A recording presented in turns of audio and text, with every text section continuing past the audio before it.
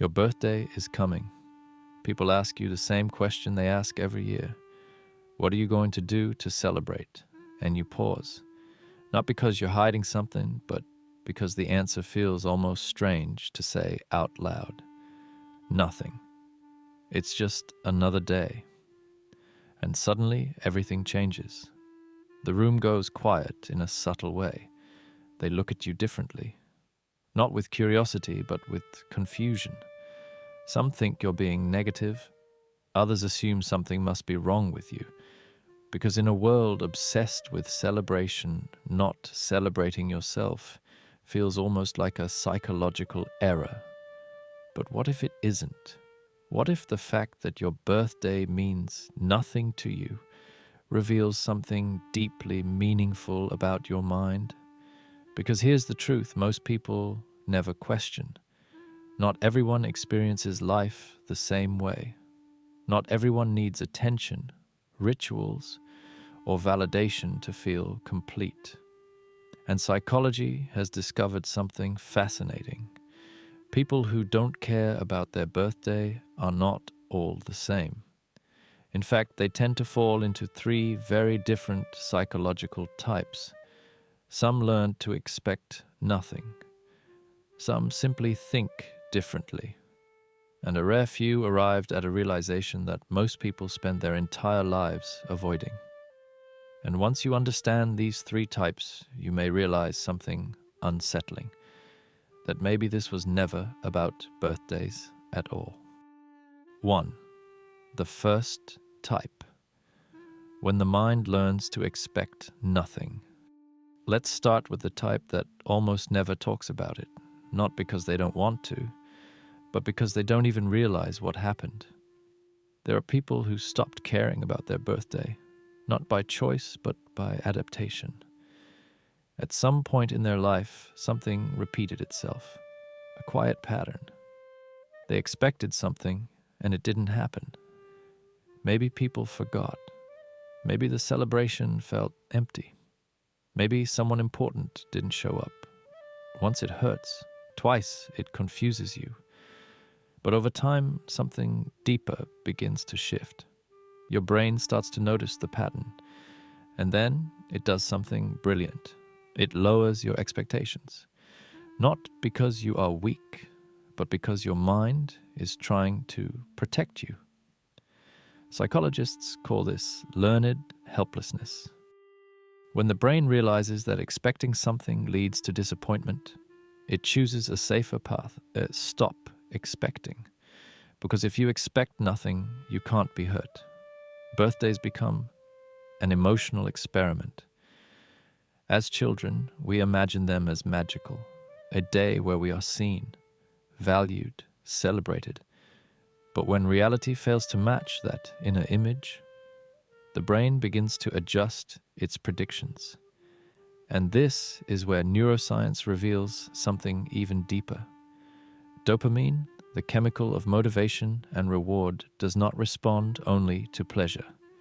It responds to the difference between what you expected and what actually happened. If something good happens that you expected, dopamine rises. But if you expect something and it doesn't happen, the drop is even stronger. So over time, your brain learns something simple and brutal. It's safer not to expect anything at all. And when someone says it's just another day, sometimes that's not indifference. It's armor, built slowly, invisibly, over years. 2. The second type, the mind that lives beyond time. But not everyone who ignores their birthday is protecting themselves. There is another group completely different. They don't feel pain about their birthday. They don't avoid it, they simply forget it matters. These are people whose minds are elsewhere, deeply focused, absorbed in ideas, goals, creation, survival.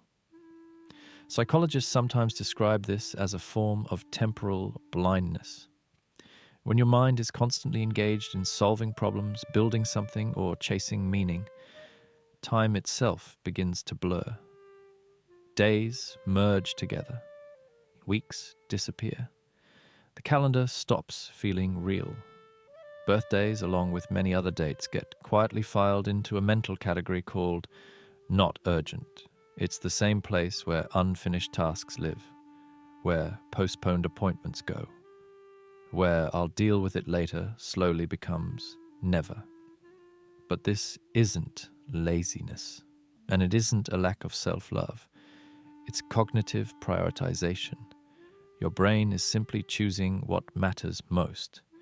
And in that internal hierarchy, a symbolic date doesn't compete with real-time challenges, ambitions, or thoughts. For these people, life is not divided into special days and ordinary days. It's one continuous flow, and their identity isn't anchored to a date. It's anchored to what they are building or becoming. 3.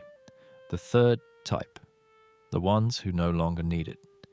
And then there is the rarest group, the ones who didn't forget, didn't get hurt, didn't withdraw. They simply outgrew it. They see birthdays for what they are, a ritual, a socially agreed moment of celebration, but not a necessity. These individuals reached a quiet realization. I don't need a specific day to feel important. Psychologists Edward Dacey and Richard Ryan discovered something powerful. People with the highest levels of psychological well-being do not depend heavily on external events to feel good about themselves. Their sense of worth comes from within, not from attention, not from validation, not from applause, but from something far more stable, internal alignment. These people are not chasing emotional highs. They understand something most people resist. Happiness that depends on events is temporary. This connects to what psychologists call the hedonic treadmill, the endless cycle of chasing the next moment, the next achievement, the next celebration, the next peak of happiness. But the peaks never last, so some people step off the wheel. They stop waiting for one day a year to feel seen, valued, alive. They feel it on a random Tuesday, quietly, without witnesses, and this often makes others uncomfortable because it challenges a deep belief that everyone needs the same things to feel whole, but they don't. 4. The hidden layer. When avoidance disguises itself as freedom. But here's where things become complicated. Not everyone who says, I don't care about my birthday, is telling the same truth. Because sometimes it's not freedom, it's fear.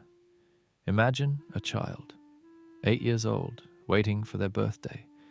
They've imagined everything, the people, the attention, the feeling of being special. And then the day arrives, and something is missing. Maybe someone didn't show up. Maybe the energy wasn't there. Maybe the love didn't feel as strong as expected.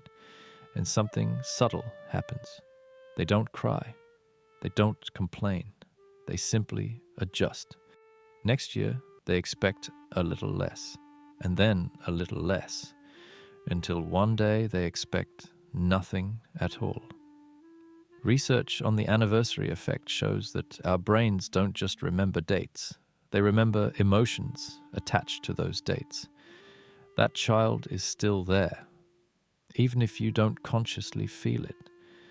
And then there's another layer. Psychologist Jennifer Crocker found that some people tie their self-worth to specific outcomes, and when there's a risk of disappointment, they avoid the situation entirely.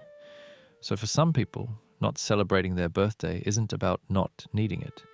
It's about not wanting to confirm a fear. What if no one really cares, so they don't try? Because trying feels more dangerous than not caring. 5. One question that changes everything. So now, there is only one question that matters. If your birthday feels meaningless to you, why? Is it because you are free from needing external validation?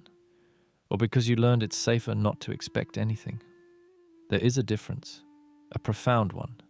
One comes from wholeness, the other from protection. And only you can tell which one is true. But the fact that you're even asking this question already means something, because most people never do. 6. The deeper truth about self-worth.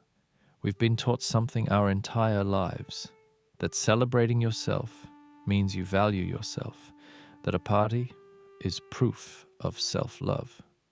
But what if that's incomplete? What if real self-worth is quieter, less visible, less dependent? Maybe it looks like being okay on an ordinary day, not needing attention to feel real, not needing a ritual to justify your existence. Maybe true self-love is not loud. Maybe it doesn't need witnesses. Maybe it's simply this: waking up, existing, and feeling that it's enough. Somewhere out there, someone spent their last birthday completely alone. No messages, no celebration, no candles. And yet, they felt at peace. If that person is you, there is nothing wrong with you. You are not broken. You may have simply discovered something most people are still searching for. And if this video found you today, maybe it wasn't random. Maybe it's asking you to look a little deeper, because sometimes the things we think don't matter reveal the most about who we really are.